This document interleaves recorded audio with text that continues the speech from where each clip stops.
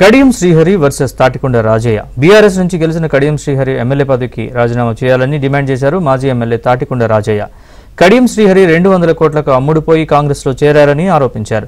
ఇప్పటివరకు కడియం శ్రీహరి స్పీకర్ నోటీసులకు వివరణ ఇవ్వలేదన్నారు. గణపురం నియోజకవర్గ ఎమ్మెల్యే కడియం శ్రీహరి సిగ్గు శరం లేకుండా ఈ రోజు వరకు ఎక్కడున్నాడో చెప్తలేడు, ఏ పార్టీలో ఉన్నాడో చెప్తలేడు. రే కడియం, నీకు రేషం ఉంటే, చీము నెత్తురుంటే, ఒక అయ్యకు అబ్బకు పుడితే, వరంగల్ పౌరుషము నీకుంటే, నీవు మగాడివైతే వెంటనే రాజీనామా చేయి. కాంగ్రెస్ కార్యకర్తలు రాజీనామా చేయమని చెప్పేసి అన్నా కూడా ఈ రోజు నువ్వు సిగ్గు శరం లేకుండా సొంత పార్టీలు రాజీనామా చేయమన్నా కూడా నిమ్మకు నీరెత్తినట్టుంటున్నావు.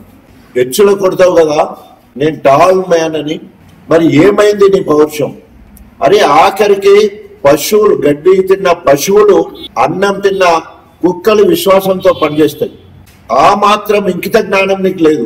ఒకవేళ కనుక నువ్వు బీఆర్ఎస్ పార్టీలో ఉంటే ఒప్పుకో, ముక్కు నేలకు రాయి, కేసీఆర్ గారిని కలువు, తెలంగాణ భవన్ కు రా.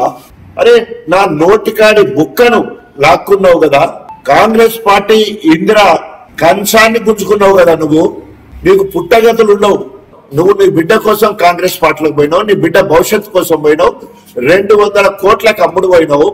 జనగాం బీఆర్ఎస్ కార్యాలయంలో 6 నెలల్లో కాంగ్రెస్ పార్టీ కూలిపోద్దని మాట్లాడినోడే బేరం కుదిరిన తర్వాత ఆ ప్రభుత్వాన్ని కూలకుండా కాంగ్రెస్ లోకి పోయి రేవంత్ రెడ్డికి మద్దతు ఇవ్వడం జరిగింది. 64 దగ్గర ఉన్నాడు, 5 ఇటు వస్తే కథనే ప్రభుత్వం కూలిపోతుందని మాట్లాడిండు.